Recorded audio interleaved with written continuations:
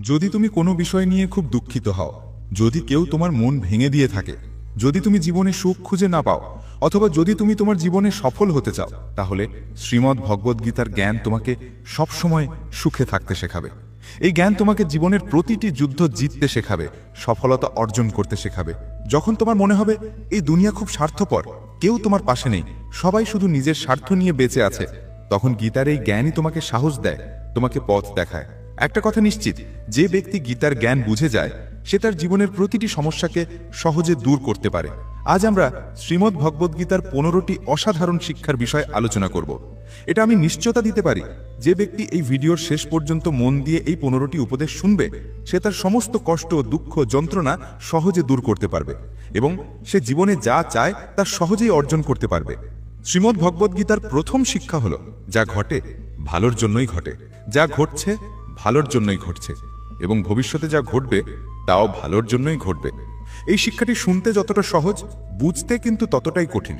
কারণ যখন আমাদের সঙ্গে কিছু খারাপ ঘটে, অন্যায় হয় বা জীবনের কোনো দুঃখ আসে, তখন গোটা পৃথিবীটাই আমাদের কাছে ভুল মনে হয়।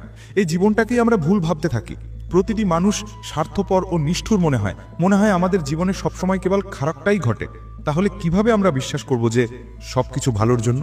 সত্যি বলতে, যখন কেউ আমাদের জীবনে আসে, সে আমাদের যোগ্য করে তোলে, শক্তিশালী করে তোলে।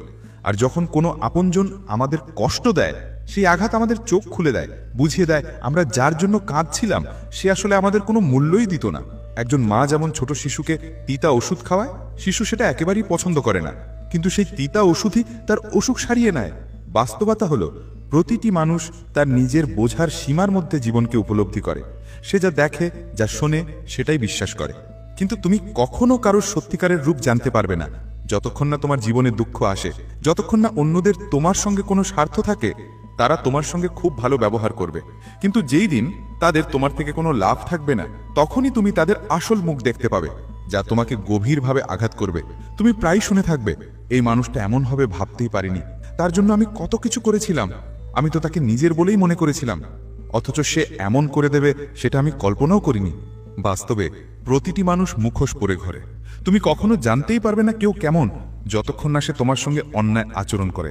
এই কারণেই বলা হয়, কেউ যদি তোমাকে কষ্ট দেয়, সেটাও তোমার ভালোর জন্যই। কারণ সেই কষ্টই তোমাকে শেখায় কিভাবে জীবনের সঙ্গে লড়াই করতে হয়, তোমাকে শেখায় কিভাবে জীবনে এগিয়ে যেতে হয়। যারা বেশি আরামে থাকে তারা জীবনে সামান্য দুঃখেই ভেঙে পড়ে, কিন্তু যে ব্যক্তি বহুবার দুঃখে ভেঙেছে, আপনজনের বিশ্বাসঘাতকতা সহ্য করেছে, তাকে ছোটখাটো কষ্ট কিছুতেই দমাতে পারে না। আর যে ব্যক্তি কখনো কষ্ট পায়নি, সে কখনো মহান মানুষ হতে পারে না, সে জীবনে বড় সফলতা অর্জন করতে পারবে না।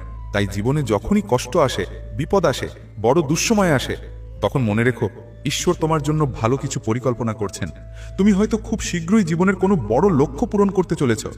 দ্বিতীয় উপদেশ, একজন মানুষকে বারবার ক্ষমা করা তোমার নিজের জীবনকে ধ্বংস করে দিতে পারে। পাণ্ডব ও কৌরবদের মধ্যে যে মহাভারতের যুদ্ধ হয়েছিল, তার মূল কারণ ছিল দুর্যোধন বারবার পাণ্ডবদের সঙ্গে অন্যায় করত আর যুধিষ্ঠির বারবার তাকে মাফ করে দিতেন। এই ক্ষমার ফলেই শেষ পর্যন্ত এক ভয়ঙ্কর যুদ্ধে পরিণতি হয়। কে জানে কতবার দুর্যোধন পাণ্ডবদের ধ্বংস করার চেষ্টা করেছিল, তবুও যুধিষ্ঠির বারবার তাকে মাফ করে দিতেন। যদি এই একই ভুল তুমিও তোমার জীবনে করো, যদি তুমি অন্য কারোর বড় বড় ভুলগুলো শুধু দয়াবশত বারবার মাফ করে দাও, তাহলে সে মানুষটি তোমাকে কষ্ট দেওয়ার তার অধিকার বলে ধরে নেবে। তুমি ভাবো যে এবার হয়তো সে বদলে যাবে, এবার সে বুঝে যাবে, কিন্তু তোমার এই ক্ষমাশীলতা তাকে আরো খারাপ বানিয়ে তোলে। সে তখন তোমার সঙ্গে আরো বড় অন্যায় করতে শুরু করে। কারণ জীবনে এমন অনেক ভুল থাকে যার কোনো ক্ষমা হয় না। যদি কেউ তোমার বিশ্বাস ভেঙে দেয়, সেটা কখনো ক্ষমার যোগ্য নয়। যদি কেউ ইচ্ছা করে তোমার জীবনে আঘাত করে, তোমার শান্তি নষ্ট করে, তাহলে সেটা কখনো ক্ষমা করার মতো নয়। তবুও যদি তুমি এই সব বড় অন্যায়ের জন্যও কাউকে ক্ষমা করে দাও, তাহলে একদিন সেই ক্ষমাই তোমার জীবনে বড় ক্ষতি এনে দেবে। তৃতীয় উপদেশ, মিথ্যা আর ধূর্ত লোকেদের সামনে নিজেকে ভালো প্রমাণ করার কোনো প্রয়োজন নেই। দেখো, এই পৃথিবীতে ভালো মানুষদেরকেই মিথ্যাবাদীদের চেয়ে বেশি পরীক্ষা দিতে হয়, বেশি কষ্ট সইতে হয়। কারণ এইসব মানুষ বারবার তোমার সততার প্রমাণ চায়। তারা বলে, তুমি যদি সত্যিই ভালো হও, তাহলে আমাদের কথা মানতে হবে। যখন দুর্যোধন ও শকুনি পাণ্ডবদের সঙ্গে ছলনা করে পাশা খেলছিল, তখন যুধিষ্ঠির চুপচাপ ছিলেন। তিনি খেলায় একে একে 5 ভাইকেই বাজি রাখলেন, এমনকি স্ত্রী দ্রৌপদীকেও বাজি রাখলেন। আর দুর্যোধন তখন রাজসভায় দ্রৌপদীর অপমান করতে শুরু করলো, তাকে নিরস্ত্র করার চেষ্টা করলো। তবুও পাণ্ডবরা কিছু বলল না।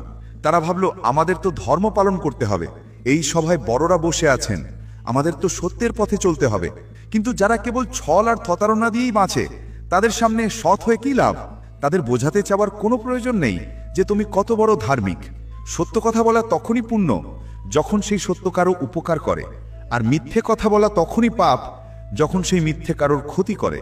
যদি তোমার মিথ্যাতে কাউকে উপকার হয়, কারো হৃদয় খুশি হয়, তাহলে সেই মিথ্যা পাপ নয় বরং পুণ্য। আর যদি তোমার সত্য কারোর হৃদয়ে আঘাত করে, তাহলে সেই সত্যও পাপ। এই জন্য যে মানুষ তোমার সঙ্গে প্রতারণা করে, বারবার তোমাকে ঠকায়, কষ্ট দেয়, তাদের সামনে নিজেকে ভালো প্রমাণ করার কোনো দরকার নেই। চতুর্থ উপদেশ, দুষ্ট লোকদের তুমি যতই উপকার করো তারা শেষমেশ তোমারই ক্ষতি করবে। এক কথায়, একজন নীচ মানুষ তার স্বভাব কখনোই বদলায় না। তুমি তার জন্য যত ভালোই করো, সে তোমার পেছনে ছুরি মারবেই। এই পৃথিবীতে কিছু মানুষ আছে যারা ভালোবাসা, মমতা বা বিশ্বাসের ভাষা বোঝে না, তারা কেবল নিজেদের স্বার্থ বোঝে। তাই দুষ্ট লোকের সঙ্গে ভালো ব্যবহার করে কোনো লাভ নেই, কারণ তারা সেটাকে তোমার দুর্বলতা বলে মনে করে। তারা বারবার তোমার সীমা পরীক্ষা করবে এবং শেষ পর্যন্ত তোমাকেই কষ্ট দেওয়াটাই তাদের অভ্যেস হয়ে যাবে। পঞ্চম উপদেশ, যখন তুমি জানো সামনে থাকা মানুষটা তোমাকে বারবার কষ্ট দেয়, তবুও তুমি ভালো আচরণ করতে থাকো, এটাই তোমার সবচেয়ে বড় ভুল হয়ে দাঁড়ায়। যে মানুষ বারবার তোমার সঙ্গে অন্যায় করে, কষ্ট দেয়, ভুল বোঝে, আর তুমি ভাবো সে যেমনই হোক আমি তো ভালোভাবেই চলবো, এই ভাবনা একদিন তোমাকে গভীর দুঃখে ফেলে দেবে। কেউ যদি তোমার সঙ্গে খারাপ আচরণ করে, তুমি তার সঙ্গে ভালো থেকো না, তাকে জয় করো না, শুধু নিজেকে তার থেকে দূরে সরিয়ে নাও। কিন্তু যদি তুমি বারবার তার সঙ্গে ভালো আচরণ করতে থাকো, তাহলে সেই সম্পর্ক থেকে তুমি কেবল যন্ত্রণা ছাড়া আর কিচ্ছু পাবে না। ষষ্ঠ উপদেশ, জীবনে যদি তুমি সবকিছু মুখ বুজে সহ্য করতে থাকো, তাহলে এই পৃথিবী একদিন তোমাকে গুড়িয়ে দেবে। এই পৃথিবীতে যারা সহ্য করে তাদের জ্ঞানী নয় বরং বোকা ও দুর্বল বলে মনে করা হয়। যে মানুষ নিজের অধিকারের জন্য কথা বলে না, নিজের সম্মানের জন্য লড়াই করে না, এই সমাজ তাকে পিষে ফেলে। যদি তুমি ভাবো আমি যদি চুপচাপ থাকি, সহ্য করি, তাহলে সবাই আমাকে ভালো বলবে, তাহলে তুমি ভুল ভাবছো। এই যুগ বদলে গেছে। আজকের যুগে যে যত বেশি সহ্য করে, তাকে আরো বেশি সহ্য করার জন্য বাধ্য করা হয়।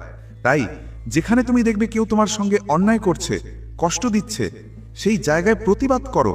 সপ্তম উপদেশ, দুঃখকে ভয় পেতে নেই, কারণ সুখ দুঃখ জীবনের ঋতুর মতো আসে আর যায়। জীবনে সুখ আর দুঃখ সব মানুষের কাছেই আসে, এগুলো থেকে কেউই বাঁচতে পারে না। দুঃখ এলেই ভেঙে পড়ার বদলে গীতার এই জ্ঞান মনে রাখতে হবে যে এই জগৎ পরিবর্তনশীল। সুখ যেমন চিরস্থায়ী নয়, তেমনি দুঃখও চিরস্থায়ী নয়। এই পৃথিবীতে কেউই চিরকাল টিকে থাকেনি। অসংখ্য মানুষ এসেছে আবার চলেও গেছে। এই সংসার এক চলন্ত স্রোতের মতো, এখানে কিছুই স্থায়ী নয়। তাই দুঃখ আসুক বা সুখ কোনো ব্যাপার না। তুমি না পারবে সবকিছু রুখতে, না পারবে সব দুঃখ থেকে পালাতে। তাই সবচেয়ে ভালো উপায় হলো জীবনকে আনন্দের সঙ্গে বাঁচো, কারণ সুখী থাকা দুঃখী থাকার চেয়ে অনেক ভালো। অষ্টম উপদেশ, ভালোবাসা এবং আবেগ দিয়ে সম্পর্ক গড়ো কেবল সেই মানুষের সঙ্গে যে তোমার ভালোবাসার মর্যাদা বোঝে। যদি তুমি তোমার প্রেম এমন একজনকে দাও যে সেটা বোঝে না, তাহলে সেই সম্পর্ক কেবল তোমার হৃদয় ভাঙবে। যদি তুমি এমন কাউকে বেশি মূল্য দাও যার কাছে তোমার কোনো দামই নেই, তাহলে সেই সম্পর্ক তোমাকে কেবল অশ্রু ছাড়া আর কিছুই দেবে না। তাই মনে রেখো, ভুল মানুষের সঙ্গে জড়িয়ে যাওয়ার চেয়ে একা থাকা অনেক ভালো। একাকিত্বের কষ্ট কখনোই ততটা গভীর নয় যতটা কষ্ট দেয় একটা ভুল সম্পর্ক। আজকের যুগে খুব কম মানুষ আছে যারা সত্যিকারের মূল্য দেয়, সত্যিকারের ভালোবাসে। তাই যাকেই তুমি তোমার জীবনের সবচেয়ে বিশেষ স্থান দিতে চাও, তাকে আগে সময় দাও, যাচাই করো, বুঝে নাও। প্রেম দেওয়া বা কাউকে গুরুত্ব দেওয়া ভুল নয়, কিন্তু যদি সেই সম্পর্ক তোমাকে যন্ত্রণা দিতে শুরু করে, তাহলে সেই সম্পর্ক থেকে সরে আসে। নবম উপদেশ, যে ব্যক্তি দুঃখে দুঃখিত হয় না, সুখে উচ্ছ্বসিত হয় না, সেই ব্যক্তি জীবনের সব সমস্যাকে জয় করতে পারে। ভগবান শ্রীকৃষ্ণ বলেছিলেন, যে ব্যক্তি শত্রু মিত্র, স্নেহ বিদ্বেষ, ঠান্ডা গরম, সুখ দুঃখ সবকিছুকে সমভাবে গ্রহণ করতে পারে, সেই প্রকৃত জ্ঞানী। যে কখনো কষ্টে ভেঙে পড়ে না, আবার সামান্য সুখ পেয়ে ডানা মেলে উড়েও যায় না, সেই ব্যক্তি জীবনের সব সংকট থেকে বেরিয়ে আসতে পারে। ভগবান বলেন, এই ধরনের মানুষ আমাকে অত্যন্ত প্রিয়। কিন্তু যারা সামান্য কথাতেই কষ্ট পেয়ে যায় আর সামান্য আনন্দে আত্মহারা হয়ে পড়ে, তাদের মন সবসময় অস্থির ও অশান্ত থাকে। দশম উপদেশ, নিজেকে কখনো এতটা দুর্বল ভাবো না যে সামান্য কষ্টেই তুমি ভেঙে পড়ো। আর সামান্য সুখেই যদি মাথা ঘুরে যায়, তবে মানুষ তোমার উপর বিশ্বাস হারিয়ে ফেলবে। যদি কেউ সামান্য দুঃখে তোমার কাছে আসে আর একটু ভালো সময় এলেই তোমার থেকে মুখ ফিরিয়ে নেয়, তবে সেই মানুষকে কেউ বিশ্বাস করে না। একজন বুদ্ধিমান ব্যক্তি কখনো সুখ দুঃখে উত্তেজিত বা বিষণ্ণ হয় না। সে জানে সব সময়ই বদলায়, দুঃখ আসবেই যাবে, সুখ আসবেই সরে যাবে। এই জন্যই শ্রীকৃষ্ণ অর্জুনকে উপদেশ দেন, তুই স্থিরতা ধারণ কর, মনকে সংযত কর, কারণ যার মনে স্থিরতা আসে সেই জগতের সব দুঃখকে জয় করতে পারে। একাদশ উপদেশ, যে ব্যক্তি তার দায়িত্ব এবং কর্মকে জ্ঞান ও বোধ দিয়ে করে না, তার জীবনে কেবল দুঃখ আর ব্যর্থতা আসে। যখন অর্জুন বলল, এত মানুষকে হত্যা করে যুদ্ধ করব, বরং আমি সন্ন্যাসী হয়ে ভিক্ষা করে খাই, তখন শ্রীকৃষ্ণ বললেন, এটা তোর ধর্ম নয়, তুই একজন ক্ষত্রিয়। তোর ধর্ম হলো অন্যায় অবিচারের বিরুদ্ধে যুদ্ধ করা, ধর্ম রক্ষা করা।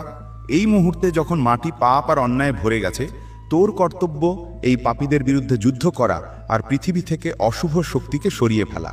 এইভাবে যদি কেউ এমন কাজ করে যা তার উদ্দেশ্য নয়, ধর্ম নয়, তবে সে কোনোদিন সফল হতে পারে না। অনেকে বলে, আমি তো অনেক পরিশ্রম করি তবুও সফল হতে পারি না, কারণ তারা ঠিক বুঝে ওঠে না তাদের সত্যিকার দায়িত্বটা কি। এই জন্যেই শ্রীকৃষ্ণ গীতায় বারবার বলেন, তুই তোর কর্তব্যকে চিনে নে, তোর জীবনের সত্য কর্মটা কি সেটা বোঝ। এই শিক্ষা আমাদের সবার জন্য। আমাদের দায়িত্ব কি, আমাদের জন্য কোন কাজ ঠিক, সেটাই আমাদের করতে হবে। সবাই যা করছে তা আমাদের জন্য ঠিক নয়, কারণ প্রত্যেকের পথ আলাদা, লক্ষ্য আলাদা। তাই জীবনযাত্রায় যখনই কোনো কর্ম করো, তাকে সম্পূর্ণভাবে বুঝে নিজের ধর্ম অনুযায়ী করো। দ্বাদশ উপদেশ, ভগবান শ্রীকৃষ্ণ বলেন, যদি কেউ আমাকে একটুখানি ফুল, ফল বা জলও ভালোবাসা দিয়ে দেয়, আমি তা গ্রহণ করি। কিন্তু কেউ যদি সোনা দিয়ে কিছু দেয়, কিন্তু তার হৃদয়ে ভালোবাসা না থাকে, তাহলে আমি সেটা গ্রহণ করি না। যদি হৃদয়ে প্রেম না থাকে, তবে মন্দিরও দোকান হয়ে যেতে পারে। আর যদি হৃদয়ে প্রেম থাকে, তবে দোকানও মন্দির হয়ে যেতে পারে। দেখাও মানুষকে দেখানোর জন্য হয়, কিন্তু ভগবান বলেন, আমার সামনে কোনো অভিনয়ের দরকার নেই। যদি কেউ সত্যিকারের ভালোবাসা দিয়ে আমার ডাকে, আমি ছুটে আসি। শ্রীকৃষ্ণ ও অর্জুনের শিক্ষণীয় ঘটনা ভীষ্ম পিতামহের প্রতিজ্ঞা। মহাভারতের যুদ্ধ চলাকালীন দুর্যোধন দেখে ভীষ্ম পিতামহ 5 পাণ্ডবের কাউকেই মারছেন না। তখন সে ভীষ্মের কাছে গিয়ে অভিযোগ করল, আপনি তো আমাদের পক্ষ থেকে যুদ্ধ করছেন, কিন্তু মন দিয়ে পাণ্ডবদের পক্ষে আছেন।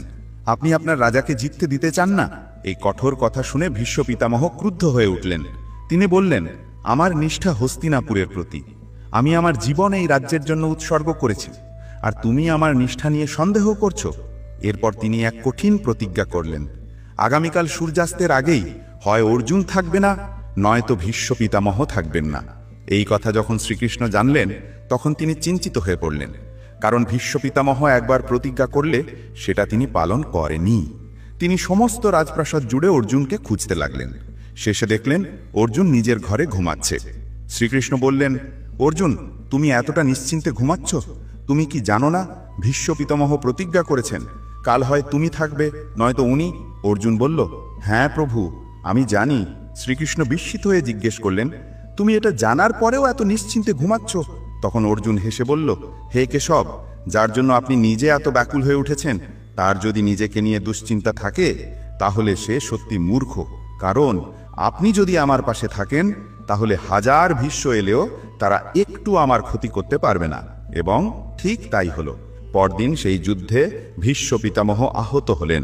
আর ওর 13তম উপদেশ, অহংকারী এবং রাগী একজন মানুষ কেবল নিজের জীবন নয়, গোটা পরিবার, সম্পর্ক, এমনকি পুরো দেশকেও ধ্বংস করতে পারে।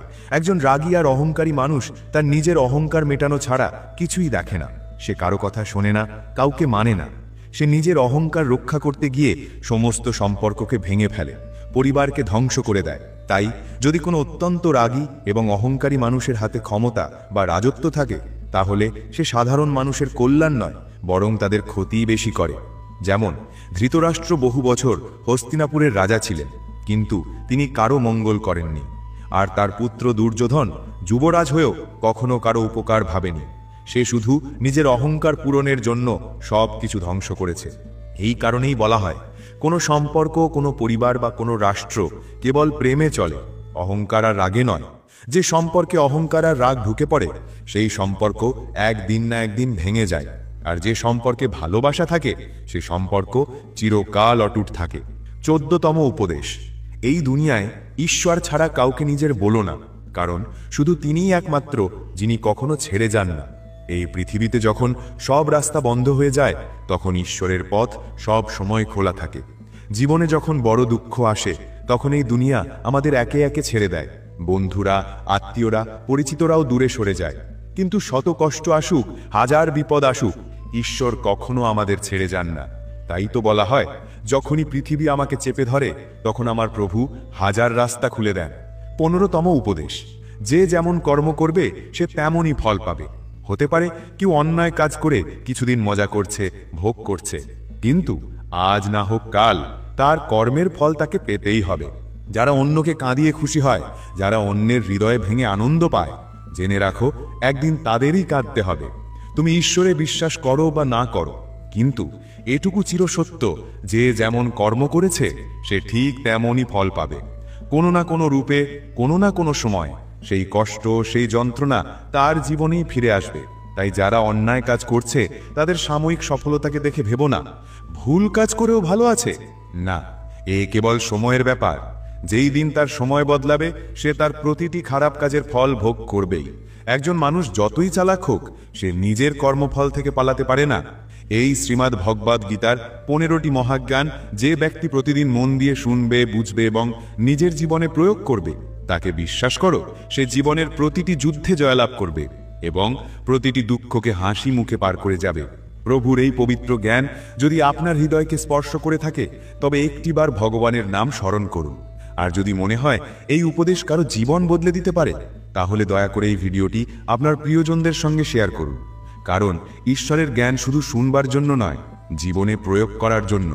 যদি আপনি চান শ্রীকৃষ্ণের আরও এমন গীতার উপদেশ প্রতিদিন আপনার কাছে পৌঁছাক, তাহলে চ্যানেলটি সাবস্ক্রাইব করুন। মনে রাখবেন, ভগবানের পথে একটি পা এগোলে তিনি আমাদের দিকে শত পা এগিয়ে আসেন।